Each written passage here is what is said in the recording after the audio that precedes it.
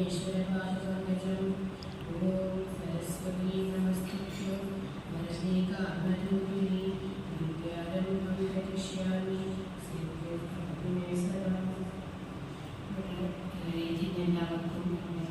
എല്ലാവർക്കും വിശിഷ്ട നമസ്കാരം. എല്ലാവർക്കും നമസ്കാരം. ഞാൻ പറയുക, അപ്പോൾ ശ്രീരാമായണത്തിലെ ഉള്ള നമുക്ക് നമ്മുടെ ജീവിതത്തിൽ കൊടുക്കേണ്ട കുറച്ച് കാര്യങ്ങളെ കുറിച്ചാണ് ഞാനിവിടെ പറയുന്നത്. അപ്പോൾ ഇവിടെ ഇരിക്കുന്ന മിക്കവർക്കും രാമായണം അത്യാവശ്യം അറിയാവുന്നവരായിരിക്കാം. അപ്പോൾ അതിനകത്ത് ഒരുപാട് കഥാപാത്രങ്ങൾ രാമായണത്തിലുണ്ട്. ആ എല്ലാ കഥാപാത്രങ്ങൾക്കും ഓരോ ഇത് ചെയ്യരുത് എന്ന് പറഞ്ഞ് അതിനകത്ത് ഒരുപാട് പറയുന്നുണ്ട്. അപ്പം അതിനെക്കുറിച്ചൊക്കെ നമ്മുടെ ജീവിതത്തിൽ കൊടുക്കേണ്ട ഒരുപാട് കാര്യങ്ങളുണ്ട്. അതിനെക്കുറിച്ചൊക്കെയാണ് ഞാനിന്ന് പറയുന്നത്. അപ്പോൾ രാമായണത്തിൽ ആദ്യം തന്നെ നമുക്ക് ശ്രീരാമന്റെ കുടുംബമാണ് നമുക്ക് അതിനകത്ത് കാണാൻ സാധിക്കുന്നത്. അപ്പം അവിടെ ദശരഥന് 3 ഭാര്യമാരുണ്ട്. അവർക്ക് പുത്രന്മാരില്ലാതായി പുത്രവാണിഷ്ടിയാകാൻ നടത്തി 4 പുത്രന്മാരുണ്ടാവുകയാണ്. അപ്പോൾ ഈ ദശരഥനും ഭാര്യമാരും തമ്മിൽ നല്ല ഐക്യത്തിലായിരുന്നു പോയിരുന്നത്. പുത്രന്മാരും 3 ഭാര്യമാർ തമ്മിലായാലും അത്രയും നല്ല ഐക്യത്തിലായിരുന്നു. സ്വന്തം അമ്മേനെ കാണുന്ന പോലെയാണ് 3 പേരെയും കണ്ടിരുന്നത്. ഐക്യത്തിലാണ് കുടുംബം പോയിരുന്നത്. ആ ഒരു കുടുംബത്തിലാണ് മന്ദരയുടെ വാക്കുകൊണ്ട് പ്രശ്നങ്ങൾ തുടങ്ങുന്നത്. ശ്രീരാമനെ പട്ടാഭിഷേകം നടത്തി രാജാവാക്കുന്ന സമയത്ത് മന്ദര ചെന്ന് കൈകേയിട്ട് പറയാണ് നടക്കരുത് എന്ന് പറഞ്ഞ് ആദ്യ പ്രാവശ്യം പറഞ്ഞു. പക്ഷെ കൈകേയി കേട്ടില്ല. കാരണം സ്വന്തം മകനേക്കാളും ഭരതനേക്കാളും കൂടുതൽ സ്നേഹിച്ചത് ശ്രീരാമനെയായിരുന്നു. ആ ഒരു ശ്രീരാമനോട് ചെയ്യാൻ അങ്ങനെ പറയാനൊന്നും കൈകേയി ആഗ്രഹിച്ചില്ല. പക്ഷെ നിരന്തരമായ ഉപദേശം കൊണ്ട് കൈകേയിയുടെ മനസ്സ് മാറ്റിയെടുക്കുകയാണ്. അപ്പോൾ നേരത്തെ ദശരഥൻ കൊടുത്ത 2 വരമാണ് കൈകേയി ഉപയോഗിച്ചത്. അപ്പോൾ പറഞ്ഞു ഭരതനെ രാജാവാക്കണമെന്നും ശ്രീരാമനെ കാട്ടിലയക്കണമെന്നും പറയുകയാണ്. അതിലൂടെ മന്ദരയുടെ ആ ഒരു വാക്കുകൊണ്ട് അവിടെ നല്ലതൊന്നും സംഭവിച്ചില്ല. അവിടെ ദശരഥൻ മരിക്കുകയാണ്. പിന്നെ ശ്രീരാമൻ കാട്ടിലേക്ക് പോവാണ്. അപ്പൊ നമ്മൾ അവിടെ നിന്ന് പഠിക്കുന്നത് ഒരിക്കലും ഒരാളുടെ വാക്കുകൊണ്ട് ഒരു കുടുംബത്തിലോ നമ്മുടെ കുടുംബത്തിന്റെ ഐക്യം നഷ്ടപ്പെടുത്താൻ പാടില്ല. അത് നമ്മളെപ്പോഴും കാത്തു സൂക്ഷിക്കുന്ന കുടുംബത്തിന്റെ ഐക്യം. പിന്നെ ശ്രീരാമനോടെ രാജാവാകാമായിരുന്നു, കേൾക്കാതെ രാജാവാകാമായിരുന്നു. പക്ഷെ ശ്രീരാമൻ തൻ്റെ അച്ഛൻ കൊടുത്ത വാക്ക് പാലിക്കാൻ വേണ്ടി വനത്തിലേക്ക് പോവാണ്. അത് ശ്രീരാമന്റെ ഒരു നല്ല ഗുണമാണ് കാണിക്കുന്നത്. നമ്മുടെ അച്ഛനമ്മമാർ പറയുന്നത് എന്തായാലും നമ്മൾ അനുസരിക്കുക എന്നുള്ളത് അവിടെ സഹോദരന്റെ കൂടെ വനത്തിലേക്ക് കൂടെ പോവുകയാണ്. അത്രയും ഇഷ്ടപ്പെടുന്ന ജ്യേഷ്ഠന്റെ ഒപ്പം വനത്തിലേക്ക് പോകാനുള്ള ഒരു മനസ്സാണ് അവിടെ ലക്ഷ്മണൻ കാണിക്കുന്നത്. അപ്പൊ സഹോദര സ്നേഹമാണ് അവിടെ നമ്മുടെ സഹോദര സ്നേഹം അത്രയും ദൃഢമായതുകൊണ്ടാണ് ലക്ഷ്മണൻ കൂടെ പോകുന്നത്. അതും നമ്മളിപ്പോ ഒരു സഹോദരങ്ങൾക്ക് തന്നെ നമ്മൾ കൊടുക്കേണ്ട ഒരു കാര്യമാണ് സഹോദര സ്നേഹം എന്ന് പറയുന്നത്.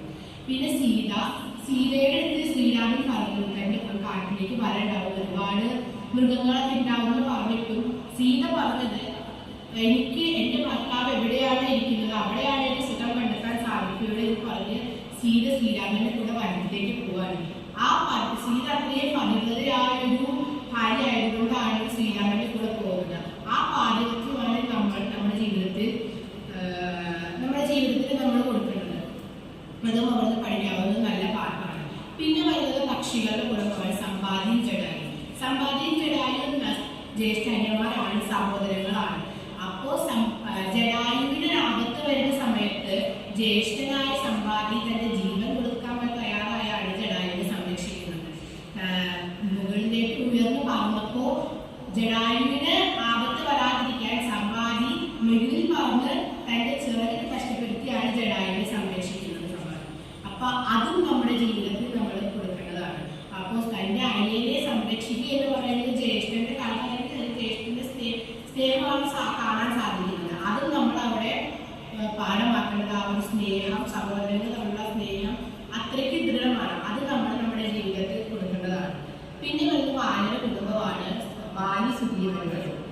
സുഗ്രീവന്മാര് വരുന്നത് ജ്യേഷ്ഠാന്യന്മാരാണ്. പക്ഷെ അവർ തമ്മിൽ എപ്പോഴും വഴക്കായിരുന്നു ഉണ്ടായിരുന്നത്.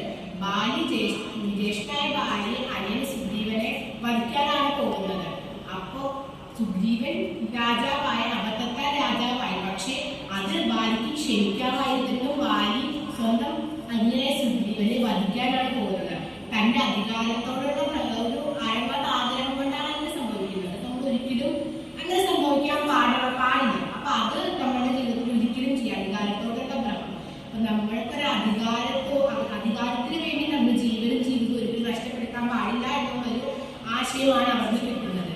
പിന്നെ വരുന്ന വാനര കുടുംബത്തിലുള്ളതാണ് ഹനുമാൻ. ഹനുമാൻ വലിയൊരു ശ്രീരാമ ഭക്തനാണ്. ശ്രീരാമന്റെ ഏറ്റവും അടുത്ത ഭക്തനാണ് ഹനുമാൻ. ഹനുമാനാണ് ആദ്യമായി സീതയെ കാണാൻ അശോകവനിയിൽ പോകുന്ന സമയത്ത് മൈനാകം പറഞ്ഞു തരുന്നു ഹനുമാന്റെ അടുത്ത് വിശ്രമിച്ചോളൂ എന്ന് പറഞ്ഞിരുന്നു.